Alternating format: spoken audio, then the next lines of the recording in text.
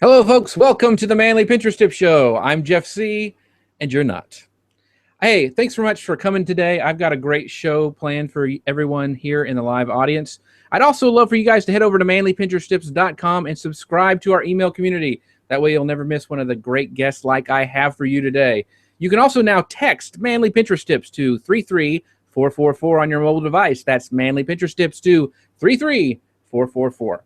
I'm so excited to have one of my good friends online. We've never met in real life, but I ping him all the time for questions, and he's a wealth of information, Mr. Mike Allton.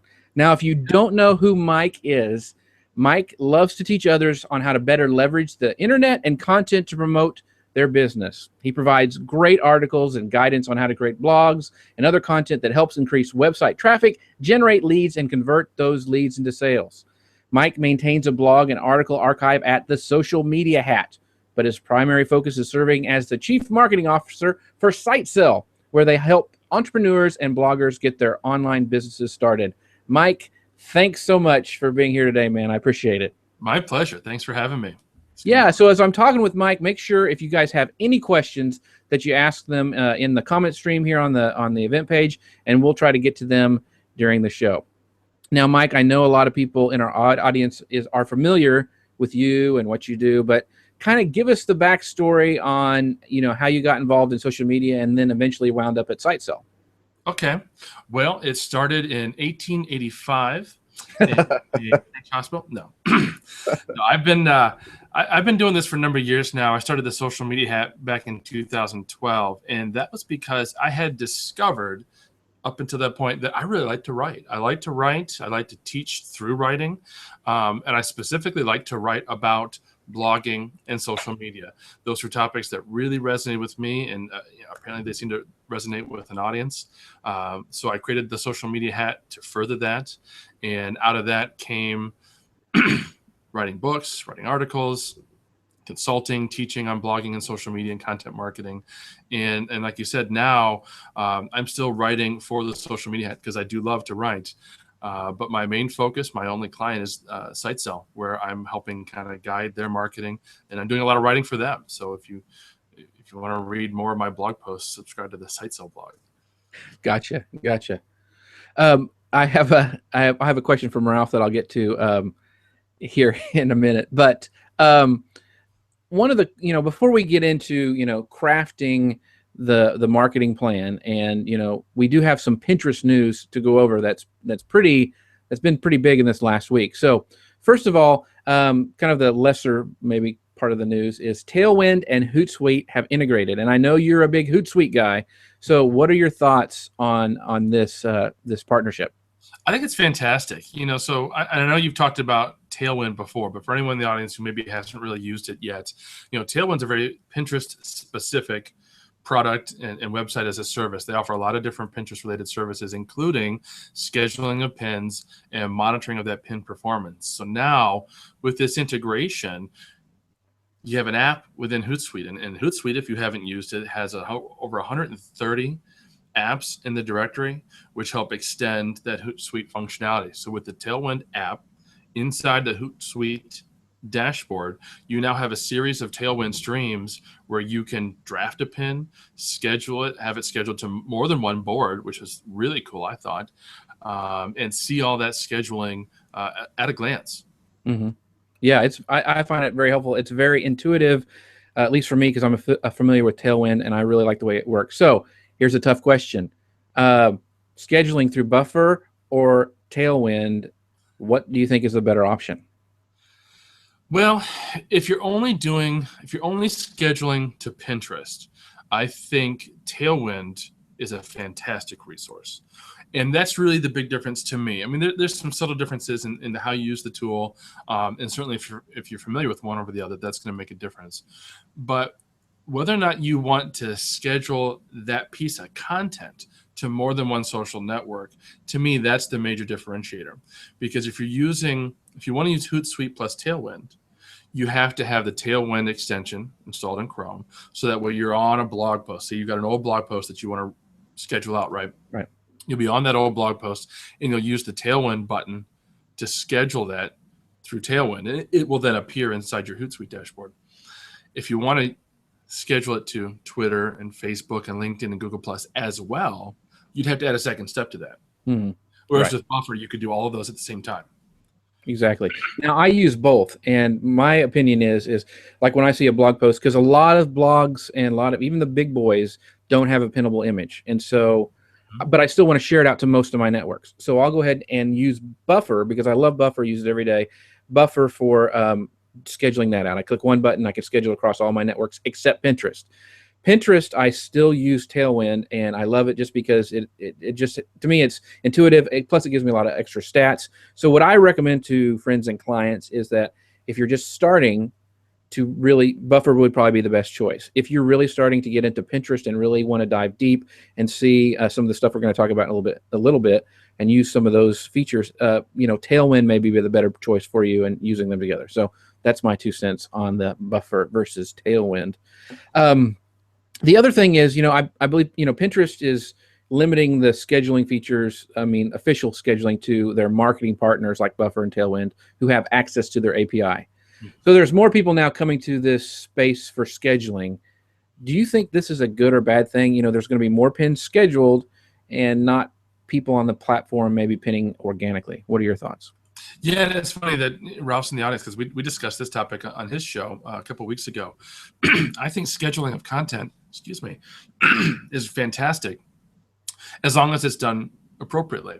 So you don't want to spam your followers with the same pin over and over and over again. It needs to be helpful content, and all the things that we know.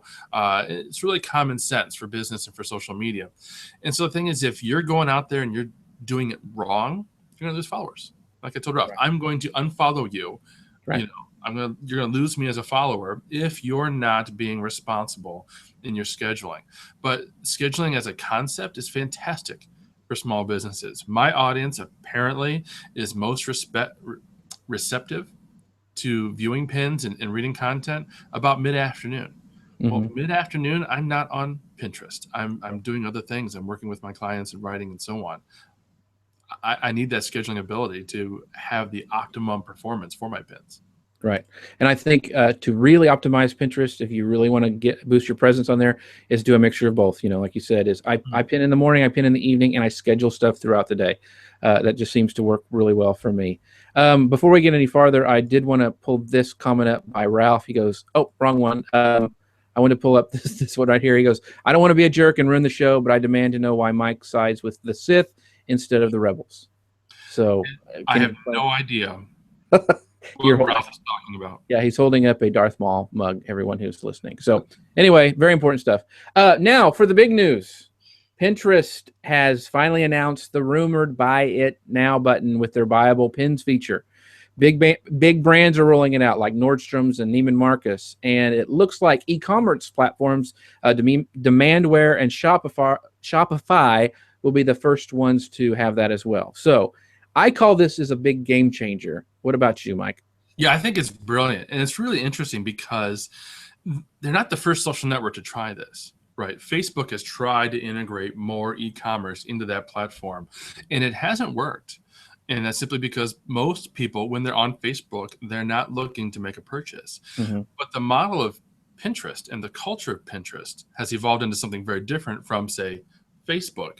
I read an article recently, I think in TechCrunch, where the CEO of Pinterest was talking about that, where Pinterest represents the entire funnel of customers. We're going to get a little technical sales and marketing jargon here for a second. Right. But when you're talking about the people who might potentially purchase from your brand, you've got people who maybe don't even know they have an issue, they're still in the planning process, and other people who are in the discovery process where they're looking for things and they're getting ideas, and other people who are ready to buy. Well, Pinterest has people in every step of that funnel. They're planning their whatever it might be, whether it's a DIY project or their marketing plan. They're putting all that together on Pinterest. And if they have an opportunity to purchase right from that platform, rather than having to go through a site that maybe isn't even mobile optimized, and that's going to be a deterrent to purchasing, that's going to help increase those sales. And what I found really fascinating was that apparently Pinterest isn't even going to try to take a cut. Yeah, that's what I thought as well. And so I guess they're going to rely on those people who want to boost those to buy advertising through their platform. But I thought that was very interesting as well. Yeah. So that's a huge big deal. The other thing that, and my friend Vincent Ing posted about this yesterday, and it's very, very new, but Pinterest is coming out with something called Flashlight for Pinterest, where you could see something on your desktop. Let's say it's a big picture of a background, has a sofa and a candle in it or whatever, and you could mouse over just the candle, and it would bring up pins about the candle, and then eventually it'll probably come up with pricing too. So they are really evolving into this huge image search network, which on top of buyable pins, you combine those together and it's a huge game changer. And so people really need, Elisa Meredith just said that next step is world domination. So that is true. Pinterest is dominating the world. But I mean, it's a perfect platform. If they can get this stuff ironed out and really working well before the holiday season, oh my gosh, there's going to be a ton of money made on the Pinterest platform. Yeah, and that's a great point. People who are looking at this from the outside need to watch the trend. The trend is that Pinterest is expanding and growing their number of partnerships, the openness of their API, and so on. So it's not going to stop with Neiman Marcus and Macy's. It's not going to stop with Shopify customers. It's going to continue to grow and expand as they test and they improve and they refine and they continue to open it up to more. So the same thing with the scheduling. I have to assume that it's not going to stop with Buffer and Tailwind. There'll be other options and capabilities in the future. Yeah, Elisa Meredith, my friend, and I'll put her link later on in the notes, but she had a good point, because I know small businesses are going, well, how can I get ready for this? What should I do to capitalize on this? And her point was to start taking pictures of, if you have a product, in different angles, different things, different shots, and start putting those up into Pinterest and getting ready for when you are able to do this. If you're not on Shopify yet, I probably wouldn't switch my platform to Shopify because I would wait to see what's going on. And eventually, I'm sure WordPress plugins are going to roll out. It'll probably hit WooCommerce. I mean, all of those things will slowly start to come out. But you can go ahead and start getting ready. You can go ahead and start taking those awesome photos, creating your pins, building your presence on Pinterest to really capitalize on it later down the road. Right, because the purchasability, it's all based on Pinterest's rich pins technology and platform, which just means that your content, whatever that content is on your site, has some meta information in the background that tells Pinterest what it is and what to do with it. Recipes, are one kind of rich pin. Products are another one. Movies are another one. Articles are another one. Each one is a different set of tags, and you can be preparing today. Unless you're on some kind of a custom build site, if you're on any kind of a regular platform, you can make sure that you have rich pins implemented. So that way, when Pinterest does support your platform, it's probably just going to take a couple of minor tweaks, if anything. Right. Exactly. All right. Now that's out of the way, the big news. So we want to go ahead and talk about, and I know you spent a lot of time researching this subject, but let's dive into crafting a marketing plan. So let's start at ground zero, pretending I'm just getting started. What exactly is a marketing plan? Well, a marketing plan, that's a great question, because a marketing plan is not going to be the nuts and bolts of what you're going to do on a day-to-day basis. It needs to be a high level. This is what we want to accomplish. This is how we're going to get there. Gotcha. So why is it important for businesses to have a marketing plan? What's the end result? Well, I'm gonna butcher this a little bit, but Yogi Berra said, if you don't know where you're going, you're going to end up someplace else. Right. And that's the basic idea here. You want to have a plan so that you have some vision and a goal in mind, and you have already mapped out the steps that you're going to have to take to get there. Because without it, you're just going to be guessing and fumbling. It's going to be really hard for you not only to execute the kinds of things that you need to have a successful marketing initiative or activity or promotional activity for your business. It's going to be hard for you to measure and even know what's working. Very true. So, I know a lot of our audience have online businesses, or they operate in this online space. So digital marketing versus traditional marketing, is there a difference, or how would you discuss the two of those? Yeah, that's a great question, because at a certain level, marketing is marketing, right? We'll have a lot of different phrases that people bandy around. Mark Schaefer had it was on Mark Schaefer's blog. Somebody else wrote it, talking about growth hacking. the other day, and Mark had some comments about growth hacking, and a lot of old time marketers just said, well, it's just marketing, right? Right. You're doing growth hacking, that means you're doing marketing the right way, the way you should have been doing it all the time. And so the way that I like to use digital marketing and make the distinction is simply regarding the platforms and some of the specific techniques that you'd use. Whereas traditional marketing, it's different kinds of marketing. For instance, newspapers, radio ads, television ads, mailers, direct mail, those kinds of things are what I usually lump into this traditional marketing bucket. Gotcha. The reason being, they cost more. Frankly, for most small businesses, it's a heck of a lot cheaper to go into digital marketing realms, because there's a lot of things you can do in digital marketing, as you know, that won't cost you a dime. It's just going to cost your time. Whereas, a radio ad, I can't do a radio ad on my own. I'm going to have to, if nothing else, I'm going to have to purchase the airtime on the radio station, and I'm probably going to need help creating the ad itself. But I can blog on my own, and I can create social media accounts on my own, and I can share that blog content to social media, and I can get ranked in search engines. And I haven't paid anybody anything yet. Right. It's very little. So that's the big distinction for me. What about the perception between the two? Like, for example, I have a lot of real estate clients, and they, to be honest, hate the newspaper, but their clients expect it to be in there. I mean, it's the same way a lot of them around here, open house really doesn't help them at all, but that's an expectation that clients have. And so there's this fight because they know that they can put an ad on Facebook, drive traffic, and actually get people to see that ad, comment on it, and you can actually go in and say, okay, this many people clicked on it, this many people, made a comment, the price may be too high because of that, or whatever. You can't do that with print ads. So I guess my question would be is, how do you educate people and help change that perception with digital versus that traditional marketing? Because there's still a lot of small businesses that think, I just need to keep, churning out those press releases, which may not be as effective anymore. Yeah, and you and I both know most of the time you can have these conversations with somebody, and if they don't go into the conversation already thinking that there's a better way, you're probably not going to be able to convince them just by speaking. Right. Those kinds of people, they need to be shown. They need to decide, okay, I'm gonna put $1,000 towards a Facebook ad campaign this month and see what happens. Instead of putting $3,000 into a direct mail campaign, I'll spend a third of that on Facebook and see if I can get the same kind of value, because you and I know they probably are going to, but they need to be shown. The proof is in the pudding, so to speak. Gotcha. I know you talk a lot about the digital marketing landscape, and so what do you mean by that? What is the digital marketing landscape? That's interesting. It's something I like to talk about a lot, but it is a little ethereal.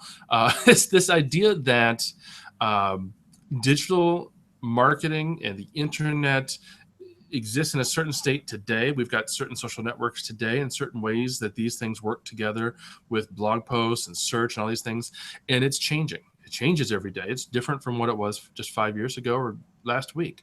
The first part of this show, we talked about all the changes that have happened with Pinterest and scheduling social media in the past 7 days. Right. So that is one of the challenges with digital marketing, which is that the digital landscape, this marketing medium that we're walking on, is moving beneath our feet.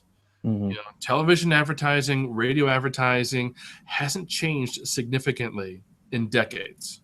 Right. It still pretty much works the same, but social media is different. So that does create a challenge. Yeah. So the digital marketing landscape, I'm assuming you mean also all the platforms like, Twitter, Facebook, and all this stuff. And I'm asking this question because I know Ralph's probably watching. Do you, when you're creating a marketing plan, think, okay, I need to make a marketing plan for all those networks? Or do I pick the ones where I think I get the most bang for my buck? That's a great question. Amy Schmidauer from Savvy Sexy Social had a great video out this morning, and she was talking about, answering the question, how do I know which social network is best for me, or how do I choose the best social network for me or my business? And it kind of ties into what you're just talking about, in that when you're coming up with your marketing plan, you need to be looking at the social networks and the platforms where your audience is. and the ones that your audience wants you to be on and expects you to be on. And it's got to be weighed, obviously. If they expect you to be on everyone, well, then that's something you're going to have to deal with and probably scale back. But generally speaking, if most of your audience is on Google Plus and Twitter, and they're responding to you there, responding to your competition there, that's where you need to be. Whether you like those social networks or not, you need to get over that and be where your audience is. Good point. Good point. I want to bring up this question from Elisa. She goes, Mike Allton and Jeff C., it's a double-edged sword, isn't it? Digital marketing is seen as free, so the same person who would spend $1,000 on a billboard won't spend that on marketing campaign or marketing services. Yeah, I love that. In fact, one of the things that I always enjoyed when talking to clients was to learn that they, in fact, actually literally had done billboard advertising, because then I had a great place to talk to them about. If they'd never done billboard advertising, maybe they just done a newspaper and radio ad.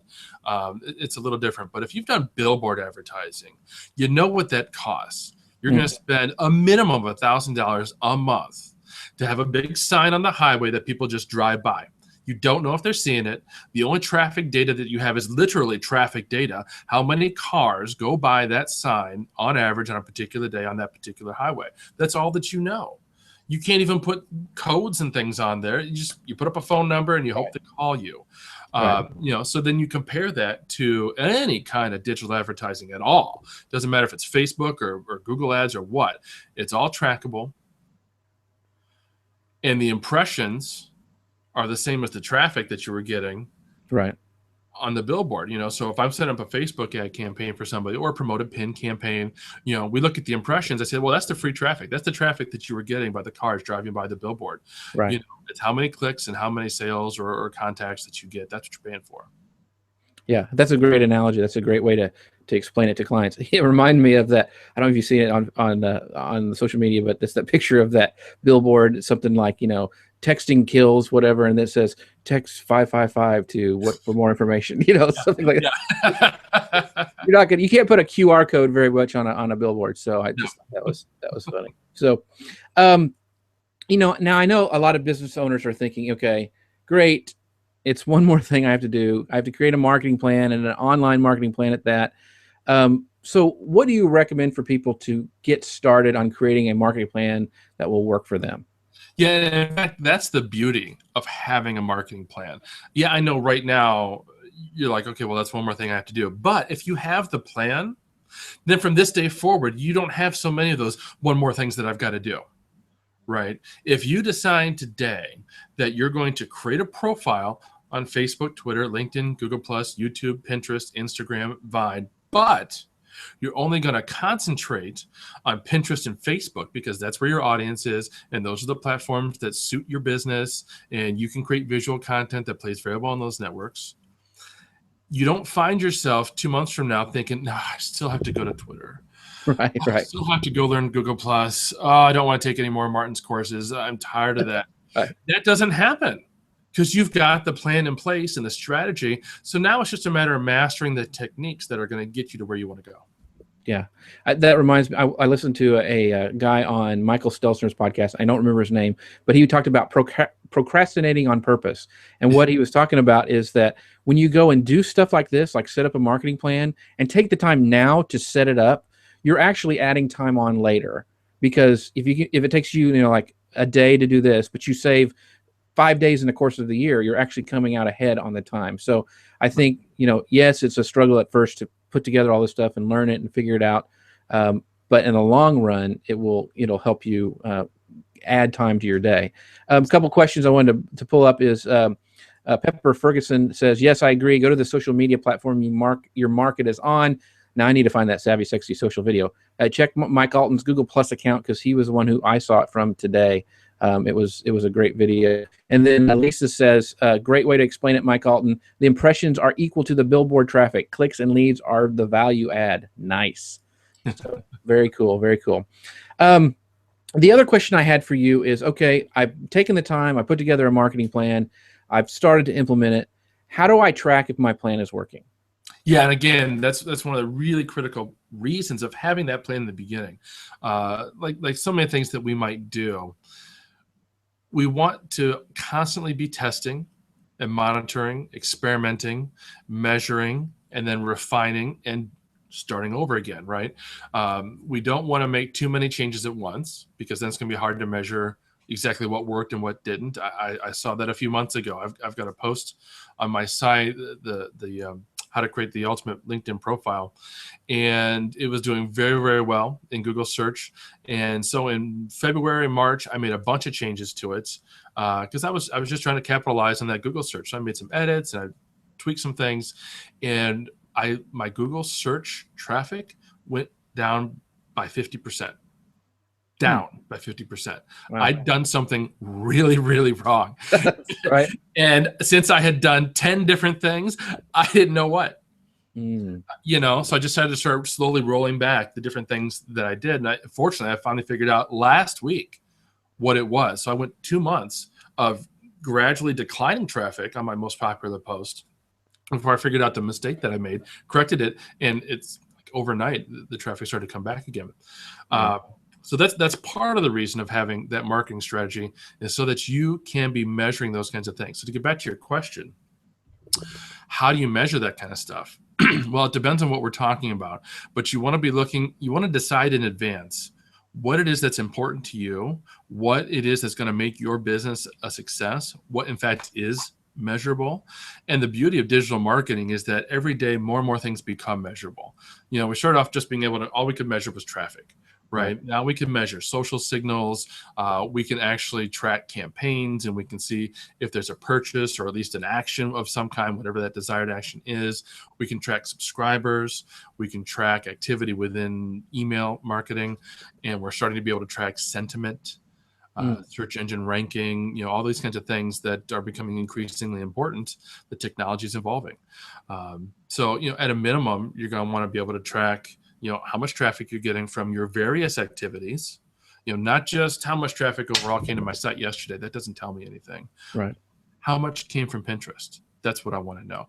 Out of all the pins I have, how much, which ones are leading people to my site? Tailwind can tell you that. Which pins are performing the best? Which times are they performing the best? How can I learn from that and apply that to what I'm doing tomorrow and next week and next month to make my marketing even more effective in the future?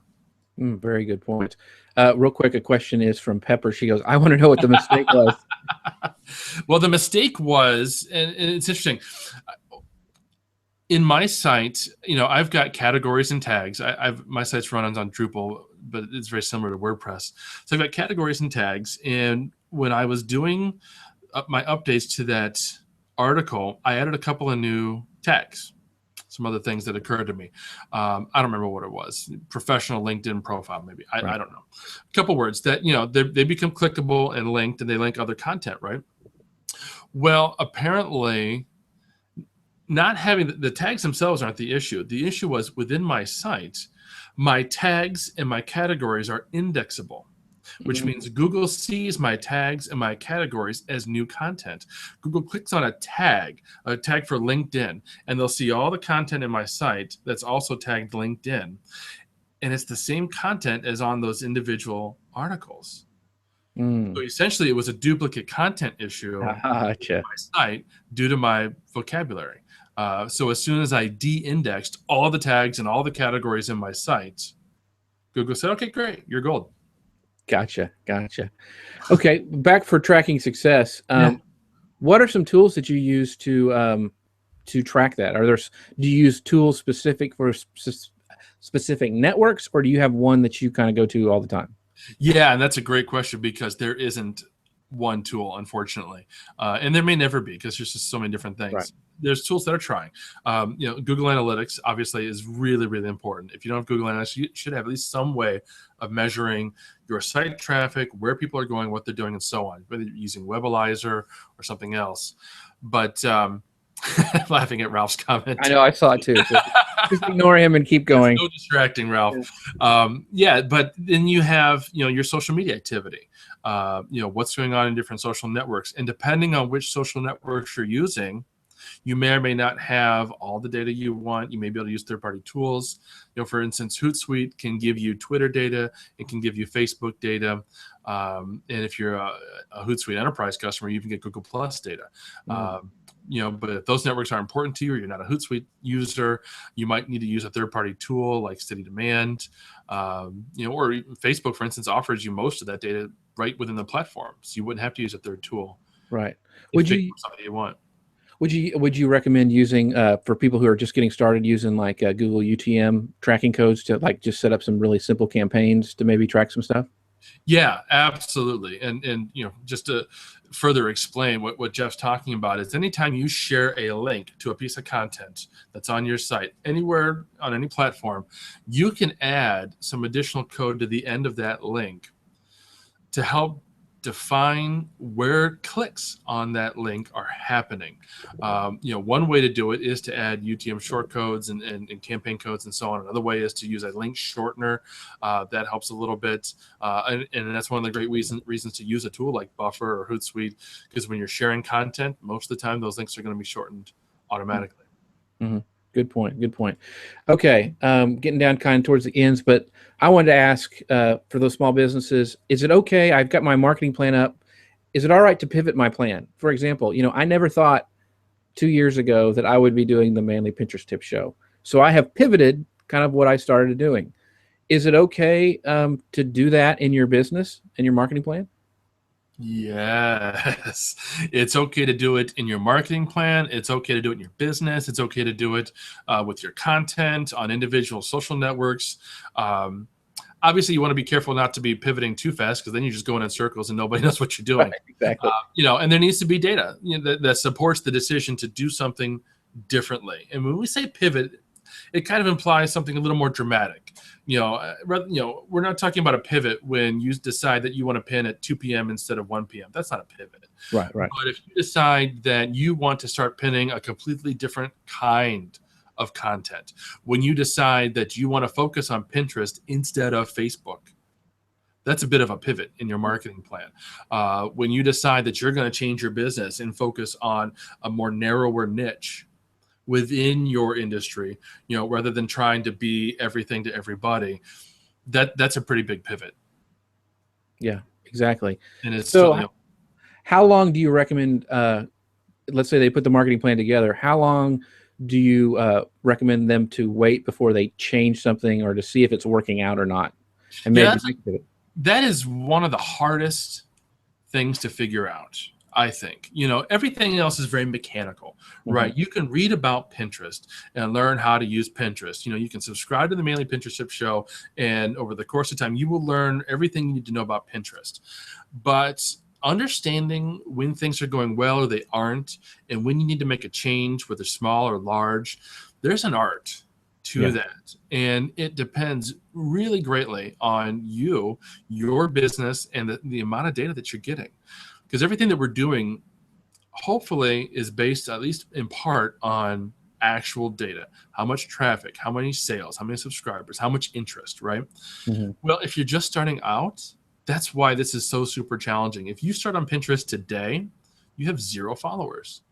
So your pins are going to get 0 repins and 0 clicks, and it's going to take a while to build that up. And you just won't know at first if it's working or not.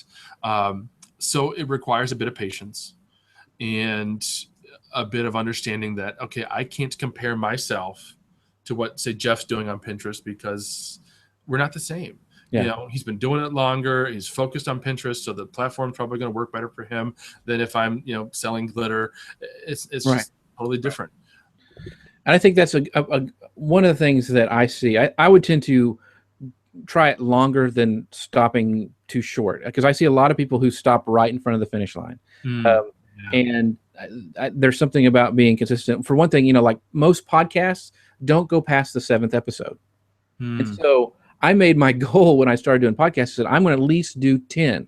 I think I'm up to 28 or 27 right now. So but setting those goals and finding out where maybe there's a line that a lot of people don't make it. Like maybe people don't make 100 blog posts, and make it that your goal. I'm going to make 101 blog posts, and go from there, and set something that will give you some results. And you may pivot in the middle of that, but still not stopping short because I'm not getting any traffic or I'm not seeing results. I've done this for a week and I'm not seeing anybody commenting on my posts. It takes time. one of my favorite lines is from John Acuff, and he says, "Don't compare your beginning to somebody else's middle."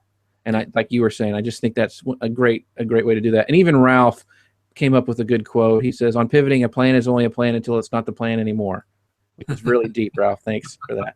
And then Pepper said, yes, she goes, pivoting is important. Like right now, new social media platform like Periscope, time to everyone start pivoting. So you never know.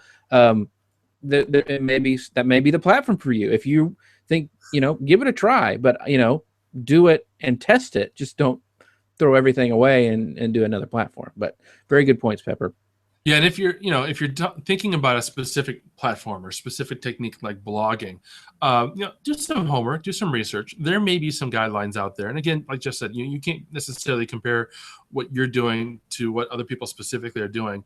But blogging is a great example. There have been intensive studies about how many blogs you need to write, how long they should be, how long you need to be at it before you're reasonably start to expect some measure of success. And it's not 2 blog posts. It's more in the range of 50 to 100 blog posts you need to have, in your archive, before you can start to expect that you're going to get some traction. Yeah, exactly. And Elisa just said, yeah, this just out. Mike Allton is pivoting to sell glitter. Okay, this is a question I know I have a lot of people ask me when I talk to them about social media, especially small businesses. Okay, what if I'm on social media and I get bad reviews? That's the whole reason a lot of people don't do anything. They're scared they're going to get a bad review and they can't get rid of it. What do you tell those kind of people? Yeah, that situation sucks. I mean, right off the top, you got to try to let go of the emotional connection that you're automatically going to have with that review. I mean, depending on how it's written or, whether it's factual or not, you're not going to be happy, and you're going to want to try to get over that and release that as quickly as you can. And not that I'm an expert on releasing bad emotions, but I mean, it's kind of the first step, because the sooner you're able to get over the negativity the negative reaction that you're going to have, the sooner you're going to be able to react to it in a positive, constructive, professional way. And that really needs to be how your response is characterized. Mm-hmm. You can't go off on somebody on social media because it's a public response. Right. Your response has to be professional. It has to be thought out, clear. And keep in mind that your response to a criticism on social media, you're not just talking to the criticizer. Mm-hmm. You're talking to everybody else who will ever read that response. And they're going to be judging you less on what that person was saying about you and more upon what you're saying and how you're responding to that individual. Exactly. Jay Baer actually on his closing keynote at Social Media Marketing World talked about hugging your haters and how a huge opportunity that most businesses miss on that. I think he's even coming out with a book about it, but that it's a huge opportunity that, you can really make a difference and really get some customers by just answering their questions and responding in the right way. So great points there, Mike. And so, yeah, we're wrapping up to our last question that I ask every single guest who's on the show.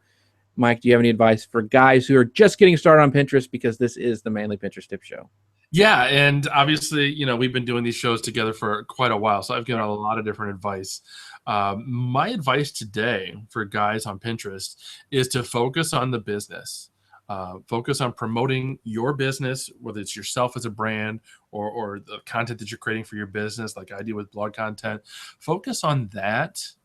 And focus on finding similar content so that you're sharing great information, hopefully, to Pinterest. And when you're following other people who are in your niche, who are also sharing similar kinds of information, like I follow Jeff, right? And so every day, I log into Pinterest about 5 to 10 minutes after Jeff does. So I see all of his pins and repins. And I have 5 or 6 pins to choose from, and I don't have to repin them all, but I've got some great content that I can repin. So rather than focusing on necessarily what might interest you personally, try focusing on the things that will interest you professionally. Very good points. Very good points. So, Mike, I know, first of all, I want you to tell us where we can find about you and your services, but also you had mentioned before that you have a free giveaway for everybody who stuck around for this show. Yeah. So again, thank you everybody for coming. I enjoyed the questions from everybody, save for Ralph, and this has been hopefully very interesting and helpful to all of you.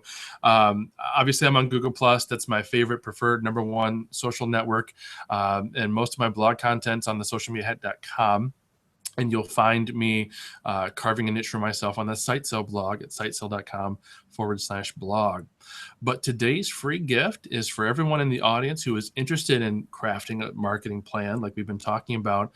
I'm going to give you a link as soon as we're off the show to go download a free copy of a 45-page ebook on how to craft that marketing plan, everything you'd know from A to Z. Yeah, and it's awesome because I got a sneak peek of it, and it really does. It does a really good job answering some of the questions we talked about today. If you have your clients asking questions or you are interested in getting started on social media and creating a marketing plan, this is the guide that you'll want to download. So I appreciate Mike providing that information for all of our viewers and listeners today. And as always, I'd love for you guys to go over to manlypinteresttips.com, click on the sidebar, subscribe to the email community where you'll never miss a great guest like Mike Allton that we had today. Because at Manly Pinterest Tips, we're always adding testosterone, one pin at a time. See you next time, everyone. Thanks for watching.